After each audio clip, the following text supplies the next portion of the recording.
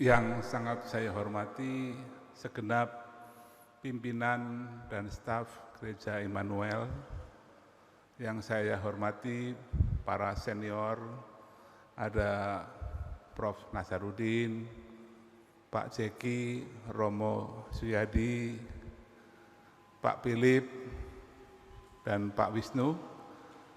Tadi sebenarnya saya ingin bicara dari tempat duduk, tapi dibisikin sama Pak Wisnu, sekali-sekali nyoba mimbar di gereja katanya. Ini membuktikan bahwa yang berdiri di sini tidak harus pendeta Kristiani atau Katolik, tapi berlaku untuk semua. Apalagi ini gereja yang sudah sangat tua, 3 kali lipat usia saya, jadi ini sebuah kebanggaan bisa berdiri di sini. Para saudaraku terkasih, tadi kita semua tentu telah mendengar dan menyimak apa yang disampaikan oleh pembicara kunci, Pak Janedri Gafar. Ada banyak poin yang bisa kita serap, tapi saya ingin menyampaikan 2 poin saja. Yang pertama bahwa agama mempunyai nilai religiusitas yang membuat kita selalu yakin bahwa setiap persoalan pasti ada jalan keluarnya. Setiap penyakit pasti ada obatnya. Nah, saya pernah suatu ketika datang ke ND. Saya menyaksikan patung Bung Karno yang dalam posisi duduk dan di belakangnya ada pohon sukun. Kata orang-orang di situ, pada waktu beliau ditahan Belanda, Bung Karno sering duduk di situ memandang laut di kejauhan sambil membayangkan bagaimana Indonesia ke depan. Kita tahu bahwa kita sangat beruntung mempunyai para pendiri bangsa yang benar-benar telah selesai dengan dirinya.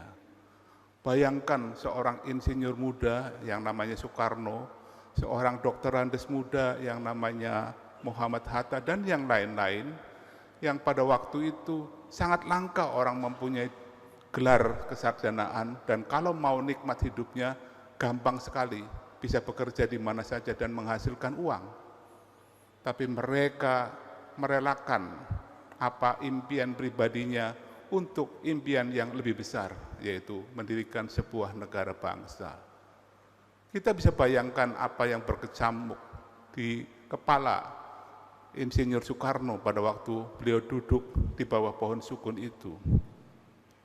Perjuangan-perjuangan yang dilakukan oleh para pendahulu itu sudah sangat banyak. Di Ponorogo, Imam Bonjol, Toko Umar, semua gagal. Kenapa? Karena mereka berjuang atas nama wilayah kecil, atas nama kedaerahan, atas nama kesultanan. Dan jangan bayangkan pada waktu itu Indonesia sudah ada. Pada waktu itu adalah Indonesia serpian-serpian kesultanan-kesultanan yang demikian banyak, yang tentu masing-masing punya ego sendiri, dan itulah yang menyebabkannya gampang dijajah karena diadu domba satu sama lain. Jadi Bung Karno harus berpikir bagaimana kekuatan-kekuatan kecil ini bisa disatukan, puzzle-puzzle yang berserakan ini bisa menyatu. Harus ada ikatannya. Apa itu? Impiannya kemudian melayang. Apa sih merdeka? Apa benar merdeka itu sebuah tujuan?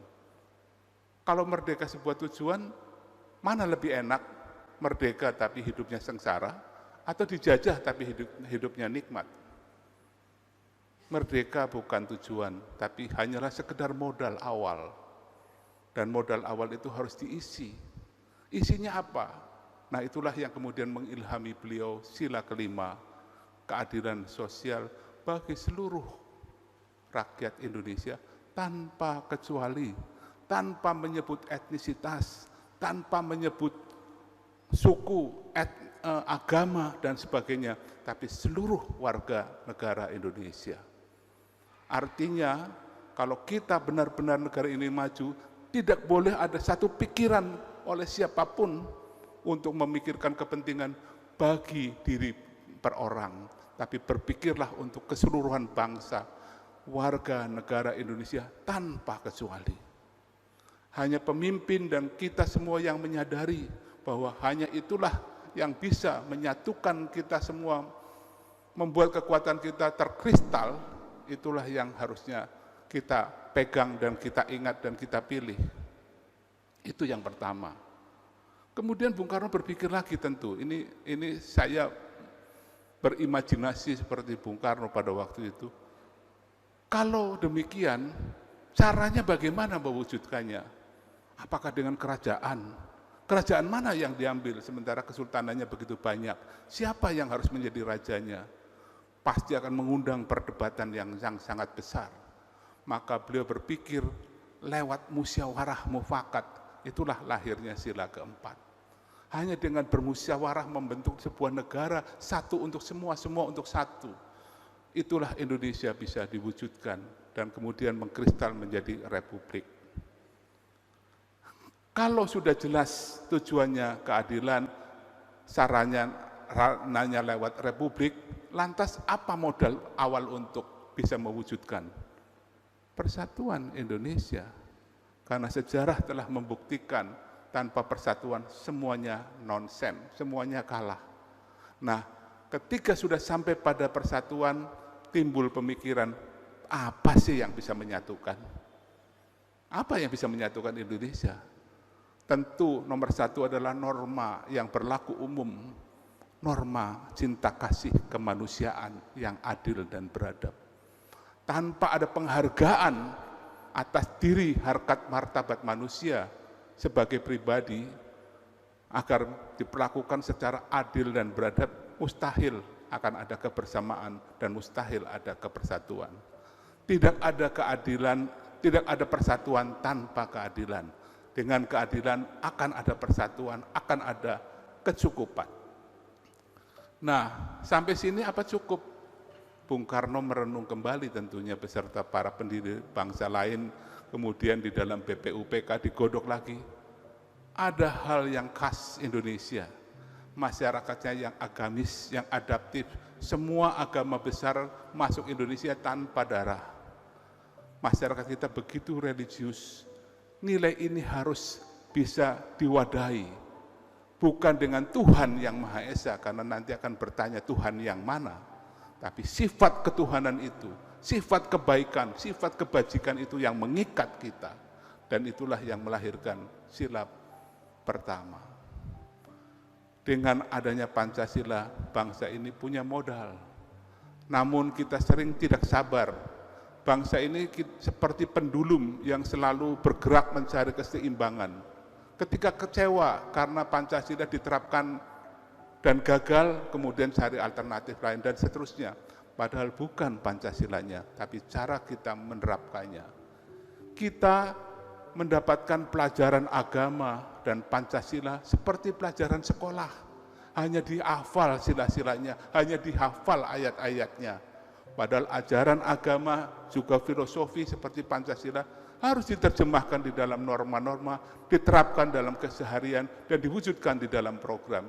Ini yang perlu kita kerjakan.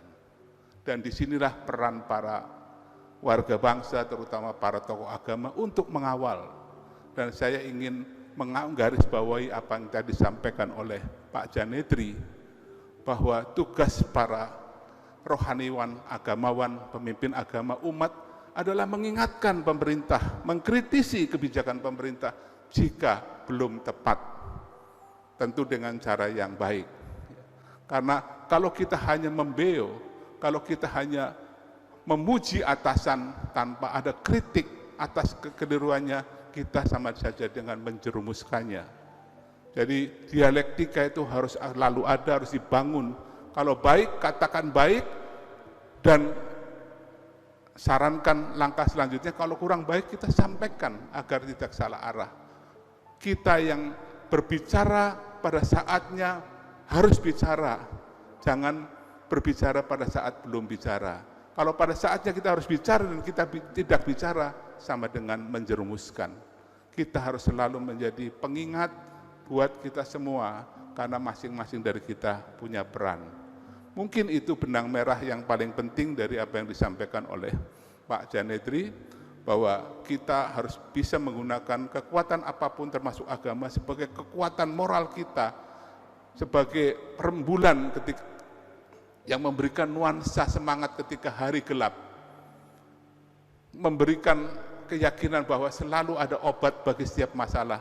Dan kemudian kita harus ingat, kita semua adalah orang yang wajib mengingatkan bila ada sahabat kita, apalagi pemimpin kita yang keliru. Karena ketika keliru terjadi dan kita hanya bisa menyalahkan, sesungguhnya kita paling bersalah. Terima kasih dan salam kebajikan bagi kita semua.